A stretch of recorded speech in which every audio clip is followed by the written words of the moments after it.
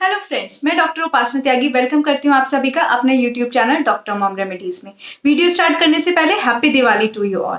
इससे पहले की वीडियो में हमने बात की थी कि अगर आपकी डिलीवरी होने वाली है तो आपको अपने हॉस्पिटल बैग में क्या क्या चीजें पैक करनी है। आज हम बात करेंगे कि जिस ब्यूटीफुल बेबी को आप लेने जा रही हैं उसके लिए आपको क्या क्या सामान पैक करना है। तो चलिए वीडियो को स्टार्ट करते हैं। सबसे पहले आपको अपना अलग बैग पैक करना है, बच्चे का अलग बैग पैक करना है। इस बैग में आप जो भी सामान रखनी है, जो भी आपके साथ केयरटेकर है, उनको भी आपको बताना है कि इसमें आपने क्या रखा है। तो चलिए अब बात करते हैं क्या क्या रखना है। सबसे पहले बात करते हैं कि आपको बच्चे के लिए क्लोथ्स कैसे रखने हैं। आप बच्चे के लिए ऐसे कपड़े रखिए जिनमें आगे बटन्स हो, इजीली आप उनको ओपन कर सकें और बच्चे को पहना सके, पहनाना कन्वीनियंट हो। अगर मैं कपड़ों की बात करूं तो आपको ऐसे कपड़े रखने हैं जिसमें सबसे पहले जो स्किन को टच करे वो कॉटन लेयर हो। अगर वुलन्स भी पहनाना चाह रही है, विंटर का सीजन है, तो अंदर पहले एक बनियान या टी शर्ट पहनाइए जो कॉटन की हो और उसके ऊपर ही वुलन्स पहनाइए। बच्चों के कपड़ों में हमेशा ये ध्यान रखिए कि बच्चा मदर के वूम से आया है तो बहुत गर्म आया है, वो गर्म टेम्परेचर से, और इजीली अपना टेम्परेचर रेगुलेट नहीं कर पाते हैं बच्चे बाहर आने के बाद। तो आपको फुल स्लीव्स के उसको कपड़े पहनाने हैं, उसको गर्म रखने की कोशिश करनी है, चाहे समर्स भी हो, बहुत गर्म नहीं, बट ट्राई कीजिए कि फुल स्लीव्स के ही कपड़े हों। अब बच्चे के कपड़ों की बात करें तो दो तरह के कपड़े बहुत फेमस हैं, एक तो वनसीज और एक रोम्पर्स। जो रोम्पर्स होते हैं वो क्या होता है कि उसमें आगे के जो ग्लव्स वगैरह भी उससे अटैच होते हैं, पूरा एक वन पीस होता है, और नीचे जाके उसमें सॉक्स वगैरह भी अटैच होती हैं।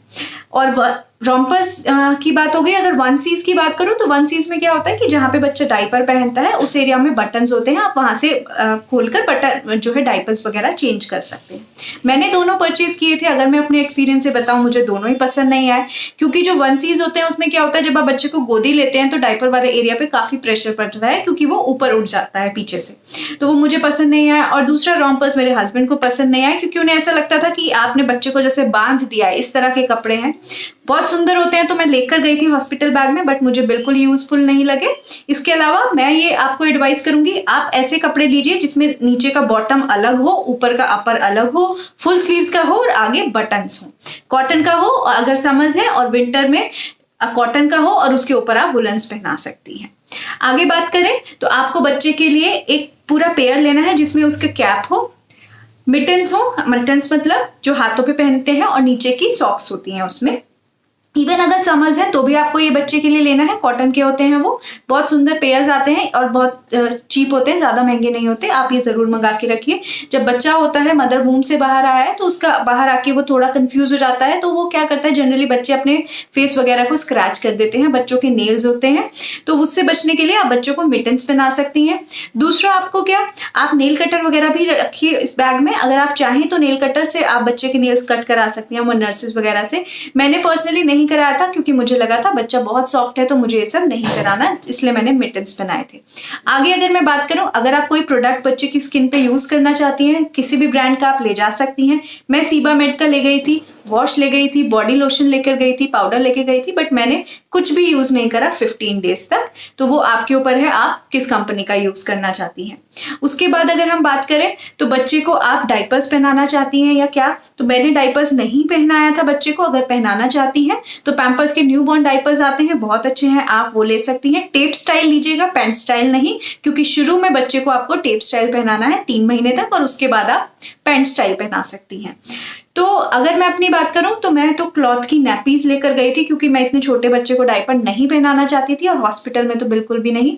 बट शुरू में क्या होता है, बच्चा ब्लैक कलर की पॉटी करता है जिसको मेकोनियम बोलते हैं, तो उसमें क्या होता है, अब वो अगर आप क्लॉथ डायपर पहना रही हैं तो उसको क्लीन करना थोड़ा डिफिकल्ट होता है। तो मैंने उसके लिए क्या किया कि मेरे पास एक कॉटन की साड़ी थी, वो उसके मैंने छोटे छोटे कपड़े काट लिए। तो पहले मैं उसको बांध देती थी और ऊपर से क्लॉथ डायपर बांधती थी, जिससे कि जब भी बच्चा पॉटी करता था वो अंदर वाला क्लॉथ में फेंक देती थी और ऊपर का डायपर गंदा ही नहीं होता था, तो उसको हम फिर वॉश कर देते थे।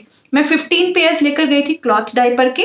ये आपके ऊपर है कि आपको क्लॉथ डायपर पहनाना है या आपको डायपर पहनाना है। मेरे हिसाब से क्लॉथ डायपर हॉस्पिटल के लिए अच्छे रहते हैं, आप वो पहनाइए, बच्चे की स्किन के लिए भी अच्छा है इनिशियल टाइम पे। वैसलीन जरूर रखिए क्योंकि शुरू में वैसलीन लगाना बहुत जरूरी है। वैसलीन से रैशेस नहीं होते। आप रैश फ्री क्रीम्स भी रख सकती हैं, बट वैसलीन बहुत नेचुरल है तो आप वैसलीन लगाइए। उसके बाद क्विक ड्राई शीट्स आती हैं, बच्चा बार बार सुसु करता है तो उसके लिए क्विक ड्राई शीट्स होती हैं। 70x100 का साइज कन्वीनियंट रहता है, 1 साल तक के बच्चे में भी यूज कर सकते हैं। मेरे पास 3 पेयर्स थे, मैं उसमें से 2 पेयर्स लेकर गई थी। 3 पार्ट्स पीसेस थे बेसिकली, उसमें से मैं 2 पीसेस लेकर गई थी। उसमें क्या होता है, बच्चा जब भी सुसु करता है तो वो इजीली एब्जॉर्ब हो जाती हैं और वो सूख भी जल्दी जाती हैं।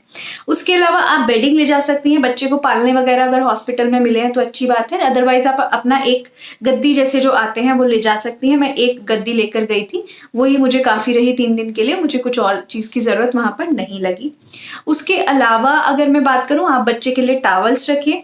जो टॉवल्स हैं उनके लिए एक चीज़ याद रखिए, आप 2 से 3 छोटे टॉवल रखिए और एक बड़ा टॉवल रख लीजिए। छोटे टॉवल बहुत यूजफुल रहते हैं आपको बर्प जब बच्चे को कराना है, दूध पिलाने के बाद यहाँ कंधे पे लेकर आप जब उसको बर्प कराती हैं तो उस टाइम पर बर्प क्लॉथ खरीदने की ज़रूरत नहीं है, क्योंकि आप नॉर्मल टॉवल रखिए छोटे वाला, वो भी कन्वीनियंटली काम करता है। मैंने बर्प क्लॉथ्स नहीं खरीदे थे क्योंकि मुझे लगा कि कुछ यूजफुल नहीं है। उसके अलावा बिब्स वगैरह है, मैंने बिब्स खरीदे थे, मैं लेकर भी गई थी, बट बच्चा इतना छोटा होता है कि आप इतनी सारी चीज़ें उसके साथ नहीं कर सकते कि अभी ये पहनाओ अभी वो पहनाओ।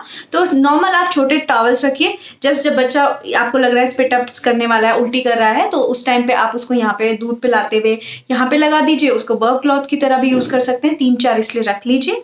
छोटे हैंकीज रख लीजिए, बहुत कन्वीनियंट होते हैं, मसलिन क्लॉथ के, बहुत सॉफ्ट वाले, बच्चे का फेस वगैरह क्लीन करने के लिए। इसके अलावा वेट वाइप जरूर रखिए, टिश्यू रोल जरूर रखिए, बच्चे को अगर कहीं पर भी आपको गंदा लग रहा है, कुछ क्लीन करना है तो आप इजीली वो क्लीन कर सकते हैं। सो मुझे लगता है कि मैंने ऑलमोस्ट सारी चीजें इसमें बच्चे के लिए कवर कर ली हैं, जो जो चीजें आपको रखने की जरूरत है। सबसे मेन ये है कि जब भी आप बच्चे की स्किन पे जो कपड़ा टच करें वो आपका कॉटन का हो। हाँ, अगर आप विंटर्स हैं, आप कोई ब्लैंकेट उड़ाना चाहती हैं तो उसके नीचे भी कॉटन की लाइनिंग लगाइए, मतलब पहले कॉटन का कोई कपड़ा उड़ाइए या फिर स्वेटर क्लॉथ उड़ाइए कॉटन का, और उसके ऊपर से आप जो है अपना वुलन का ब्लैंकेट उड़ा सकती हैं। स्वेटर क्लॉथ की अगर बात करें तो वो भी आप 1 से 2 रख सकती हैं। स्वेटर क्लॉथ 2 तरह के आते हैं, एक जो कस्टमाइज बटन्स वाले आते हैं और एक आते हैं कि जस्ट सिंपल क्लॉथ है, उसको आप अपने अकॉर्डिंग रैप कर सकती हैं। मैंने दोनों लिए थे, बट मेरे को सबसे ज्यादा अच्छा वो लगा जो सिंपल एक कपड़ा है, उसको आप अपने अकॉर्डिंग अपने जिस शेप में बच्चे को आप रैप करना चाहती हैं उस तरह कर सकती हैं। इसके अलावा एक कोई ब्यूटीफुल ड्रेस रखिए जो आप जब आपका बच्चा आप घर लेकर जाएंगी तो होम वेलकमिंग ड्रेस की तरह उसे रखिए कि उसको आप स्पेसिफिक पहनाएं। अगर आप चाहें तो वो ट्विनिंग भी कर सकती हैं कि अपने क्लोथ से जो भी आपने अपने लिए कपड़े रखे हैं उसके साथ। तो मेरे को लगता है कि मैंने इस वीडियो में सब कुछ कवर कर लिया है। अगर आपको ऐसा लगता है कि कुछ रह गया है तो मुझे कमेंट करके बताइएगा। और इसके अलावा मेरे चैनल पे और भी बहुत इंटरेस्टिंग वीडियोस हैं कि आपको छोटे बच्चे के लिए क्या क्या मस्ट हैव्स हैं, क्या क्या रखना चाहिए, क्या मेडिसिन रखनी चाहिए, और ब्रेस्ट फीडिंग की अगर आप एक्सक्लूसिव बच्चे को कराना चाहती हैं तो कैसे ब्रेस्ट फीड आप इजीली बच्चे को करा सकती हैं। तो that's all about today's video. अगर ये वीडियो आपको अच्छी लगी हो तो इसको लाइक कीजिए और लोगों के साथ शेयर कीजिए। मेरे चैनल को सब्सक्राइब करिए और जो बेल आइकन है उसको भी ऑन कर दीजिए जिससे नोटिफिकेशंस आपको मिलती रहें। अगर कोई क्वेरी है तो उसे आप कमेंट सेक्शन में पूछ सकती हैं। अगर आपको लगता है मैं कुछ भूल गई हूँ या आपको कुछ और ऐसी चीज़ है जो लगता है इंपॉर्टेंट है और आप लेकर गई थी बच्चे के लिए, तो आप वो भी कमेंट सेक्शन में मुझे बता सकती हैं। So that's all about today's video and happy Diwali once again to you all. Thank you so much.